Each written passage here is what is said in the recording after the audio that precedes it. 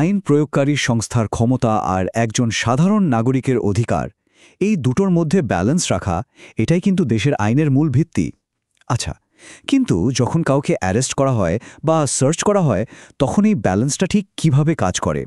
চলেন ফৌজদারি কার্যবিধির আলোকে এই জরুরি বিষয়গুলো একটু ধাপে ধাপে দেখে নেওয়া যাক।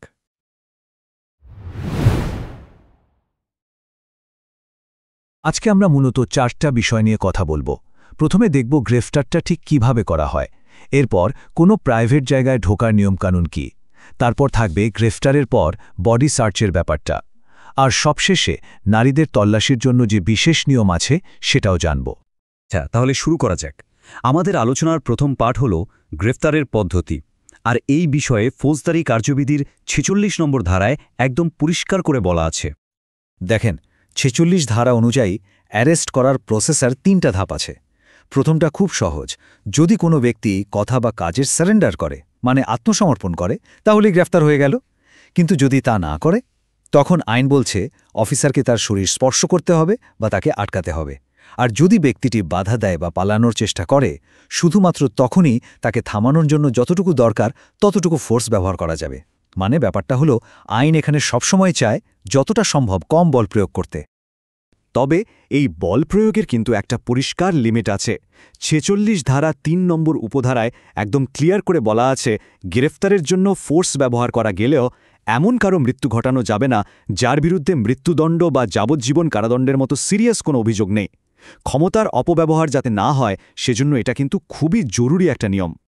এখন আরেকটা প্রশ্ন আসে, ধরেন যাকে গ্রেফতার করা হবে সে যদি কোনো বাড়ি বা প্রাইভেট কোনো জায়গায় লুকিয়ে থাকে, তখন আইন কি বলে?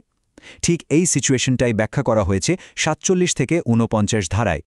এখানে আইন মূলত 2টা সিনারিওর কথা বলছে। ৪৭ ধারা অনুযায়ী যদি পুলিশ অফিসারের বিশ্বাস করার মতো কারণ থাকে যে আসামি ভেতরেই আছে, তাহলে ওই জায়গার দায়িত্বে যে আছে তাকে সার্চ করার জন্য ঢুকতে দিতে হবে, এটা তার আইনি দায়িত্ব। কিন্তু যদি ঢুকতে দেয়া না হয়, তখন ৪৮ ধারা পুলিশকে ক্ষমতা দিচ্ছে, প্রয়োজনে বাইরের বা ভেতরের দরজা জানালা ভেঙেও ভেতরে ঢোকা যাবে।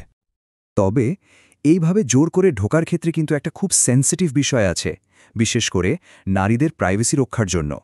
৪৮ ধারায় বলা আছে, যদি জায়গাটা কোনো নারী থাকার ঘর হয়, মানে অন্দরমহল হয়, তাহলে সেখানে ঢোকার আগে ওই নারীকে সরে যাওয়ার জন্য নোটিশ দিতে হবে, তাকে সময় দিতে হবে।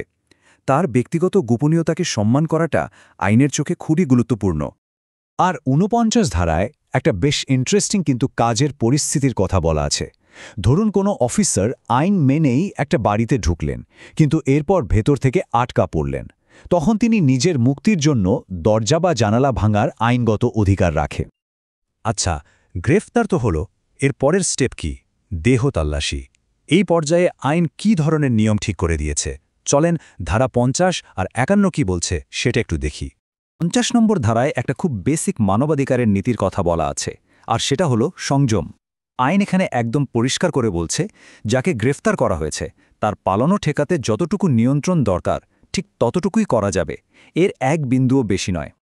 তাহলে প্রশ্ন হলো, ঠিক কোন কোন পরিস্থিতিতে বডি সার্চ করা যেতে পারে? ৫১ ধারা বলছে, তল্লাশিটা তখনই বৈধ যখন জামিন কোনো অপশন না, যেমন ধরুন অপরাধটা জামিন অযোগ্য, অথবা ওয়ারেন্ট থাকা সত্ত্বেও ব্যক্তি জামিনের ব্যবস্থা করতে পারছে না। শুধু এই ধরনের ক্ষেত্রেই পুলিশ তার দেহ তল্লাশি করতে পারবে এবং তার জামাকাপড় ছাড়া বাকি জিনিসপত্র নিজেদের হেফাজতে রাখতে পারবে। এবার আমরা আমাদের আলোচনার শেষ পর্বে চলে এসেছি। এটা খুব সংবেদনশীল একটা বিষয়। নারীর দেহ তল্লাশির ক্ষেত্রে আইন কি বিশেষ নিয়ম রেখেছে? ৫২ নম্বর ধারা এই ব্যাপারে আমাদের একেবারে পরিষ্কার নির্দেশনা দেয়। এই নিয়মটা একদম সোজাসাপটা এবং এর কোনো অন্যথা হওয়ার সুযোগ নেই। ৫২ ধারা অনুযায়ী কোনো নারীর দেহ তল্লাশি করতে হলে 2টা শর্ত মানতেই হবে। ১, তল্লাশিটা অবশ্যই অন্য একজন মহিলাকে দিয়ে করাতে হবে, আর 2, পুরো প্রক্রিয়াটার সময় শালীনতার প্রতি যেন পুরোপুরি সম্মান রাখা হয় সেদিকে কঠোরভাবে লক্ষ্য রাখতে হবে। আর এই আইনটাকে আমাদের বিচার বিভাগও যে কতটা গুরুত্বের সাথে দেখে তার একটা উদাহরণ দেই। ভারতের সুপ্রিম কোর্টের একটা ঐতিহাসিক রায়ে পরিষ্কার বলা হয়েছে, পুরুষের সামনে কোনো নারীর তল্লাশি করা চলবে না। এই রায়টা আইনের উদ্দেশ্যকে আরও অনেক বেশি শক্তিশালী করেছে। ওই একই রায়ে আদালত আরও একটা গুরুত্বপূর্ণ কথা বলেছিল, সুপ্রিম কোর্ট নারীর সম্ভ্রম রক্ষা করতে বদ্ধপরিকর। তার মানে এটা শুধু একটা আইনি নিয়মই না, বরং নারীর মর্যাদাকে রক্ষা করার ব্যাপারে বিচার বিভাগের যে একটা দৃঢ় অবস্থান আছে এটা তারই প্রতিফলন। আর সবশেষে 53 ধারায় একটা সেফটি রুল আছে।